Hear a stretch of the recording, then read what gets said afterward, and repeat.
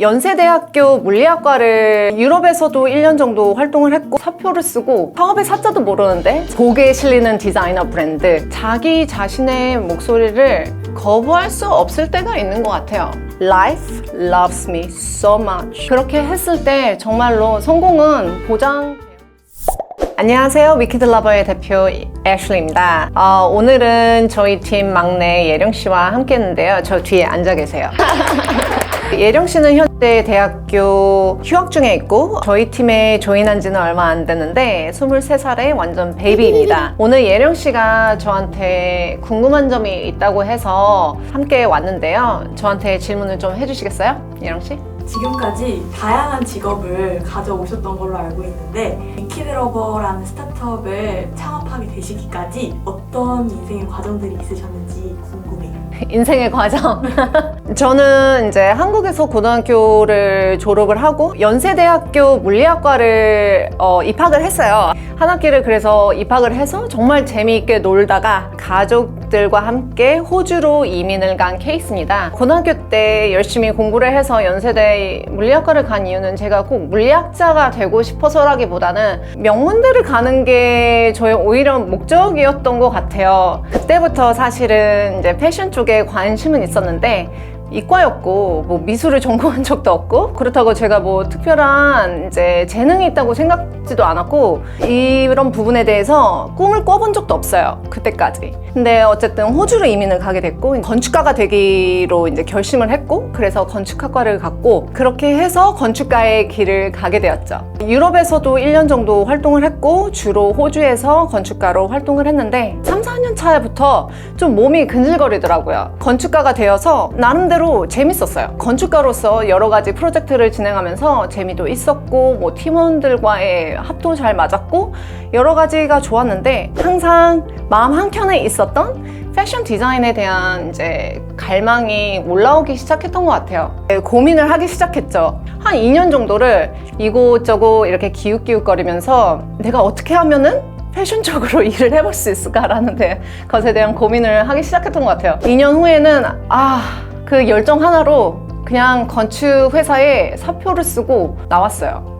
창업을 하겠다, 브랜드를 만들겠다. 왜냐면은 디자이너로서 경험을 쌓았기 때문에 여기서 다시 패션 디자이너를 하기 위해서 패션 디자인 학과를 가고 싶지는 않았는데 그렇다고 마땅히 어떤 회사에 들어가야 되는 방법도 잘 모르겠고 브랜드를 만드는 것에 대한 또 로망이나 뭐 꿈이 있어서 그냥 그렇게 창업의 길을 가게 되었습니다.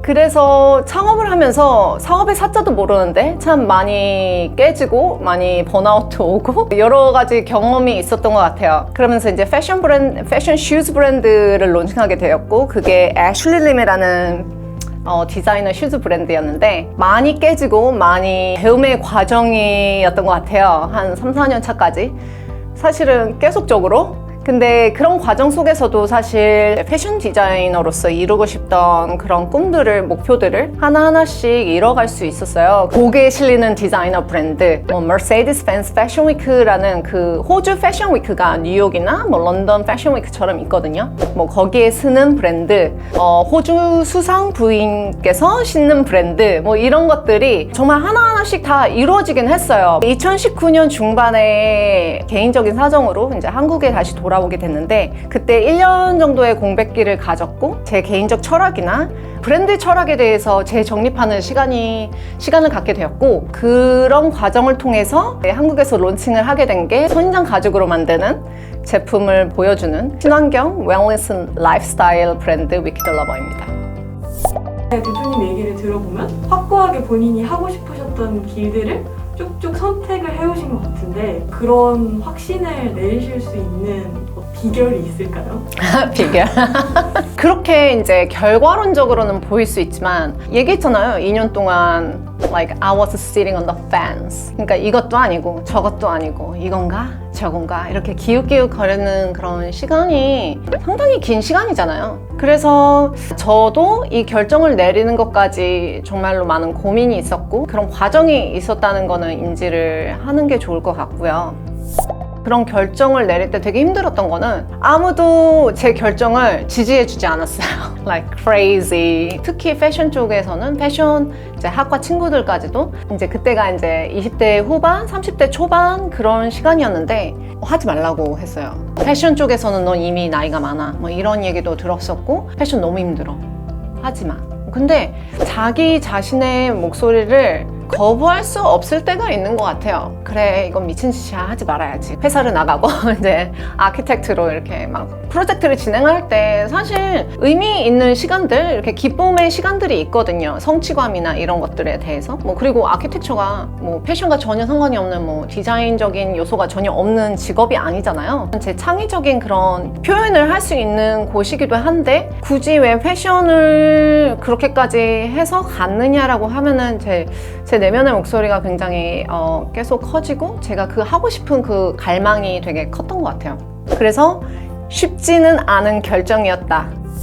사람들이 잘 안 가는 길을 만약에 간다고 했을 때 이게 혹시 실패하지 않을까? 이런 두려움도. 두 가지네요. 하나는 이제 자신의 진로에 대한 선택에 대한 확신을 갖고 싶은 거고, 두 번째는 이 확신을 갖고 선택했을 때, 아니면 확신이 좀 적었지만 어쨌든 선택을 했을 때 그 선택이 맞지 않았을 때 이제 실패라고 결정을 했을 때의 그때에 대한 두려움. 그러면 첫 번째 확신에 대해서 이야기를 해볼 수 있을 것 같아요. 되게 중요한 결정이잖아요. 어떤 방향으로 내가 일을 찾고 거기서 커리어를 쌓을 것인지 굉장히 중요한 선택의 기로에 있는 건데, 모든 선택에 있어서 확신을 갖고 선택할 수 있으면은 마음이 굉장히 편하겠죠. 자신감도 붙을 거고. 근데 the truth is we just don't know. 정말 몰라요. 아무도 몰라요. 저는 모른다고 생각을 하거든요. 무조건 확신을 할 순 없죠. 모르니까.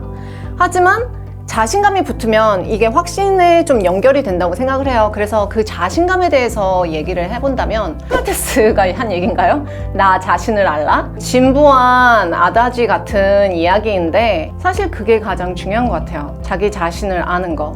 이제 자기 자신의 갈망이라든지 뭐 dream, desire, 자기가 어떤 삶을 살고 싶은지, 어떻게 살아야지 내가 행복한 삶을 살 것인가, 거기에 대한 되게 지속적인 고민, 생각을 하는 시간이 필요한 것 같아요. 그래서 스스로 이런 것들에 대해서 물어보는 시간이 저는 굉장히 의미 있고 중요하다고 생각을 하거든요. 그것과 같이 이제 생각하는 것과 경험을 하는 것은 또 다를 수 있거든요. 그래서 생각에는 나 너무 패션 디자이닝 하고 싶은데 이러고 생각을 아무리 해도 막상 갔을 때 되게 힘든 적이 많았거든요. 막상 해봤을 때 이게 자신에게 안 맞는 걸 수도 있고 내가 생각했던 거랑 너무 동떨어진 일일 수도 있고 다양한 케이스가 있을 거 아니에요. 시나리오. 많은 일들을 시도해보고 참여를 해보는 게 좋은 기회인 것 같아요. 그래서 그 자신감을 위해서는 스스로에 대해서 생각해보는 시간과 다양한 경험을 쌓기 위한 시간을 투자를 해야 된다라는 게 제 생각입니다. 두 번째가 자신이 원하는 방향을 이렇게 설정해서 갔을 때 그게 실패였을 때에 대한 두려움에 대한 거잖아요. 이 실패라는 것이 무엇인지에 대한 정의가 필요할 것 같아요. 사전적 정의.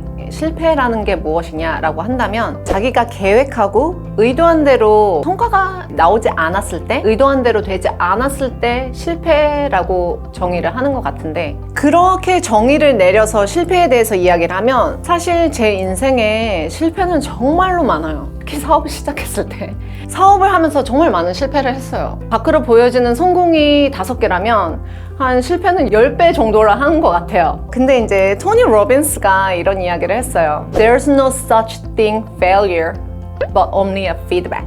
실패라는 건 없고 피드백이 있을 뿐이다.